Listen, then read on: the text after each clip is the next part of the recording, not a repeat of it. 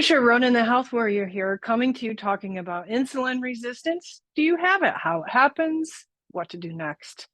Okay, so I am not a physician. I am not here to treat, prevent, cure, or diagnose anything. I am here as a clinician, here to educate you in being a health advocate advocating for your own health, giving you education, information for you to take into your life and empower you. That's what I'm here for. So I can do that with my clinical experience over the last 20 years as a certified nutritionist with 3 different schools of study that I've been with, and as my own trial and error process. I've had insulin resistance and PCOS in the past that went undiagnosed. I had to do my own due diligence when I was experiencing infertility after I stopped bodybuilding. And so that I'm going to share from you my personal experience and my clinical experience. So that's what affords me the opportunity and the privilege, honor, duty to be able to be here to share this information with you. So do with it what you wish. If you feel like sharing this information, great. Comment below, subscribe, whatever you want to do with it, by all means, to your heart's desire. Let's get in with it. All right, what is insulin resistance?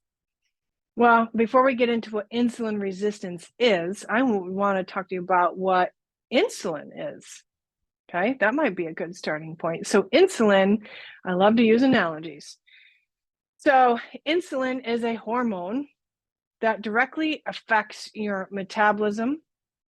Insulin is a hormone. I want you to think insulin as a key and your cells like a house. So you pretend like your little cell back in biology class is a house, and insulin is a key. And then there's like the realtor that comes along. The realtor I want you to think as your blood sugar, right? Glucose, blood sugar. So once we eat something that has carbohydrates in it, it gets in that blood, or it gets into our bloodstream called glucose. And insulin is, I want you to think, it unlocks the cell to usher blood glucose or blood sugar into the cell. Without insulin unlocking the door to open up the cell receptors for the blood sugar to get in, or glycogen, whatever you want to call it, it can't get into the cell.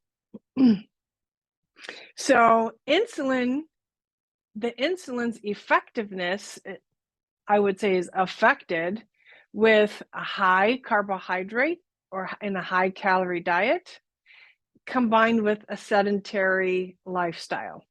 Okay, that is two of the biggest key factors where insulin resistance comes in.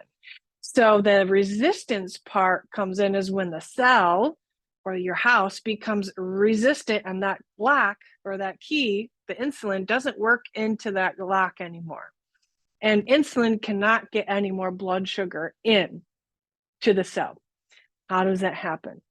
Well, I want you to think of like our phones, right? When we plug in our phone, it can only charge up to 100%. It doesn't charge up to 115, 120%. That doesn't happen.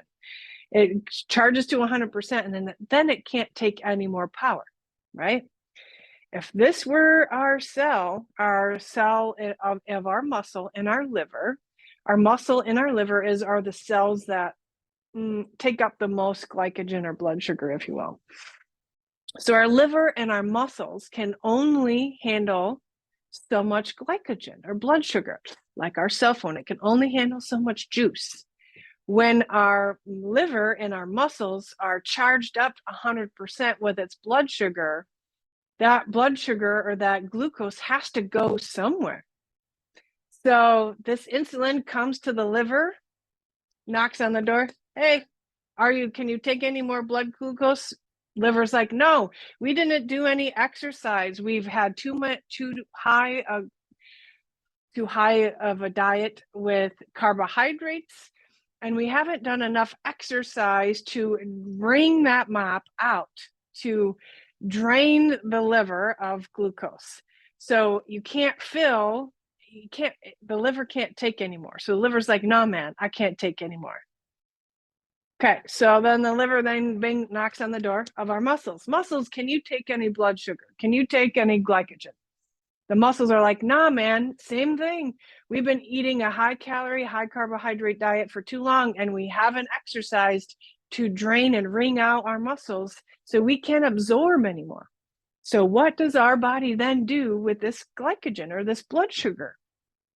Well, there is a charging, or I would say a charging station that can take up more than 100%. Like our phone only takes up 100%. There's a place where our body can put excess glycogen or blood sugar, and that is into our fat cells. So when you say triglycerides, glyce, that is sugar. Tri is 3 molecules of sugar, like converted into a triglyceride, and it gets stored into our fat cells.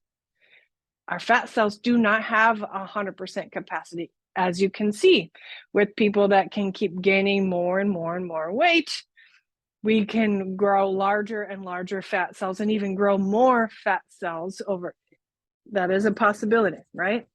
So we can gain more fat cells if our fat cells have been saturated to their capacity. We can grow more fat cells. So that way it can then store more triglycerides in them, right? When we have an excess carbohydrate diet and we're not moving our bodies to wring our muscles and our liver out on a daily basis, then it's going to get stored into our fat. We don't eliminate it from our bodies just because we eat an excess of it. It has to get stored somewhere. So insulin resistance is an effect of a sedentary lifestyle, however that happens. And it can't happen without the consumption of more carbohydrates than our body can use or store in its fat or in its liver and its muscle cells. So increased glucose levels spike insulin and causing this excess glucose to then be stored as fat, plain and simple. So unhealthy insulin levels lead to, let me scooch up here so I can read my notes here. Unhealthy insulin levels can lead to insulin resistance, prediabetes, and even type 2 diabetes and other serious conditions, and etc. So insulin resistance can trigger some of our problems with our long-term health care. So why, if you kind of think about it, I've done a different video on this, but I'm going to reiterate it here. In the last 10 years, dieters have spent over $600 billion, blows my mind, on diets and diet-related products. Yet we keep on getting heavier. We keep on, our obesity epidemic keeps increasing. This isn't a judgmental thing. Because I'm going to share how I had insulin resistance and how I had PCOS and how that went undiagnosed. But if you really want to lose weight and keep it off long term, we have to increase your metabolic efficiency, and this can help prevent or reverse health conditions that dieting has failed us on.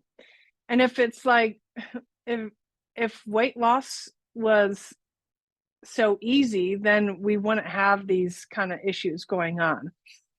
And and the truth is, insulin resistance and muscle loss are the real root problems. But the diet and the pharmaceutical industries don't really want to talk about that, because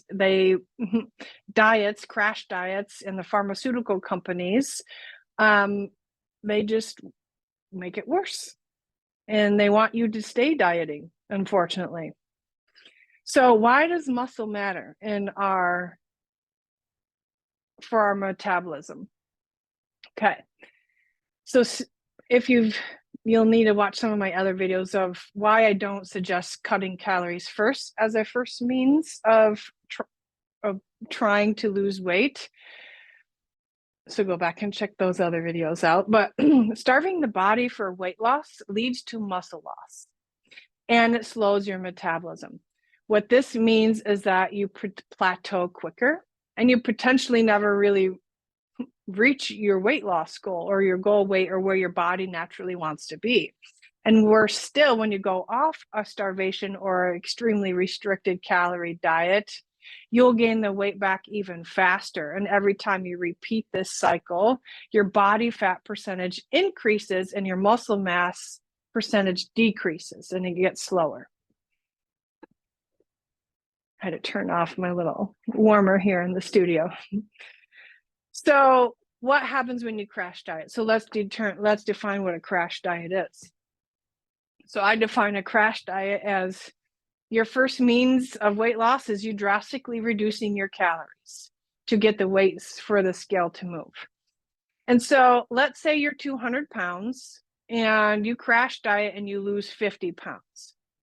So maybe your body fat was 60 pounds and maybe the rest of your lean body mass or your non-fat mass is 104 or 140 pounds. So as you lose weight, when you crash diet, you might lose fat there, but you're going to also lose muscle mass. And so although you might be 50 pounds lighter, only maybe 30 pounds of that 50-pound weight loss came from fat, but 20 of that might have come from muscle. And when you decrease your muscle mass, your cellular metabolism then drastically reduces as well. So, and because crash diets or starvation diets, low calorie diets aren't sustainable long term, when you go back to eating what you would consider, your normal regular calories, it's not if you put the weight back on, it's when you gain the weight back that you don't get the muscle back. Muscle is really hard earned. You don't just gain muscle back when you bring your calories back up. You're going to gain that fat back. And when you do, let's say you go back up to 200 pounds, your original weight, now you're going to have a decreased muscle mass and an increased fat mass. And therefore, your metabolism is going to be set low again. So crash dieting also disrupts your hormonal cycle and it increases your risk for other serious health conditions as well. So now I will go in to explain how that happened for me. So again, I have a metabolic backstory. Go watch that video. I'm going to slightly explain it here. So when I was competing in bodybuilding competitions, I had to start reducing my calories. So as my pen and paper here, handy dandy notebook. Can you tell I have a 5-year-old at home that likes Blue's Clues, handy dandy notebook? Okay, so let's say as my weight was here, as I needed to get leaner and leaner and leaner for shows, meaning my weight had to drop, that means that at each stage, I had to reduce my calories, right, at each stage. But in order to keep the weight for the scale to keep going down, to get leaner and leaner for stage, trying to maintain as much muscle mass as possible, I then had to increase my exercise output. So if this was my calories, and if this was exercise, my calories were going down, and gradually my amount of exercise or calorie output I had to go up in order for me to get lean enough to get on stage. But what would happen is after that, if I, in the beginning, certainly, I didn't really reverse diet, meaning the reverse diet would be after the show, after I hit that mark, what I would have to do is then my exercise would have to come back down, and I have to gradually increase my calories back up to maintenance. That's what reverse dieting is. And if I would have appropriately known how to do that back then, I would have. But with the caveat is when you're in that level of deprivation, you may not have the bandwidth upstairs to do that. You might go and house a shit ton of food that first week or so afterwards. And just like the condition I just explained, after a diet, even though that wasn't a crash, I would, if I were prepping for a show, for every pound I needed to lose, I would give myself 2 weeks. So even it wasn't a crash diet, it was a planned deficit to get me to a certain leanness. So I was typically dieting for a good 6 months. And what happens is, after in that deprived state and such a low calorie state, when I rapidly increased my calories, there was that initial weight that I put on afterwards, where there's only a certain amount that my muscle and my liver were able to take in before I actually started to put on a little bit more adipose tissue. Okay, so think of 10 years of doing what I just explained. And after that 10 years, my husband and I got married, and it took us a long time it took us 3 years to conceive my daughter. And I did Dutch testing, which is dry urine testing. I can't remember what it all stands for, but you could use urine and you can use saliva testing to understand what my estrogen and my progesterone and my testosterone, my luteinizing hormone, my FSH, what that was doing my whole entire cycle. And what that showed to me, I didn't have a practitioner doing this. I did this on my own. It showed to me that I did indeed, that my hormones were indicative of PCOS, because I had a lot of excess estrogen in my system, and I had relatively low progesterone. So I don't even know if I was even ovulating. I would lose my cycle for well over 6 months when I was competing easily. So when you think about how when I wouldn't reverse diet appropriately after shows, I would put on more fat mass afterwards. And I got to that point where I wasn't competing anymore, but now I was trying to conceive, and my insulin was really impacting my ability to conceive, because I was having really painful periods, heavy periods. Some months I wasn't even ovulating. So you can see how, after being in such deprivation, that my insulin levels were getting a little bit wonky each time that I would repeat that cycle. So when I was trying to conceive, I was having a really hard time losing weight because of that. So that is what insulin resistance is. That was my story of not a crash diet, but a kind of example of prolonged dieting and not doing appropriate reverse dieting or getting back to maintenance. How that crash dieting can end us with more fat mass, to be able to store more excess blood sugar into our diets, and have an inability to lose weight. And so I just want to demystify that because of social media, what happens is, when you might see something on the talk or the gram, you might see that one reel or that one episode, and you don't do your due diligence in going to see some of the other material that I've put out, or my own backstory. And some people put out comments that are not really applicable to the situation. So I wanted to share more about what insulin resistance, or IR, is, and what we need to do to prevent that. So the biggest question is okay, so now what we know about what insulin resistance is, what are some things that increase the insulin? And then how do we go about naturally going to repair our metabolism when we do have insulin resistance? So I'm going to stop here on that talk. My next video will be answering that question. Now what? I know what insulin is. I know what insulin resistance is. How do I know if I have it as far as symptoms? And what can I do to advocate for my own health to take responsibility and action of implementing what I call behavioral or identity-based habit change. So that way we can empower you to take action on what things are going to move the needle for you to maybe do this on. I'm not saying you can't do it with help, but like I would love if that resonates with you, then by all means elicit my help.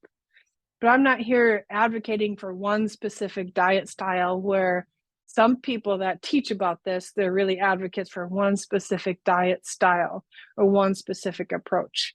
If you watched any of my other videos, you will know that there's a time and place for pharmaceuticals. I went to pharmacy school. I think a lot of people forget that. So there is a time and place where we can implement pharmaceuticals as a safe way to get, maybe our blood sugar is extremely high and our insulin, maybe our beta cells in our pancreas are not doing a really good job, or maybe they're petering out, that they're not building insulin, making insulin anymore. So there's times when we do need to use pharmaceuticals in order to get our blood sugars down into a healthy place, but only while we're making lifestyle modifications, because those drugs and pharmaceuticals are known. The main known side effect, this isn't anything I'm looking up, go look for it yourself, is known for decreasing muscle mass. And when you decrease muscle mass, that is a problem. So our next video will be, now that I know what IR is, what are the symptoms of me having it, and what can I do about it naturally? Until next time.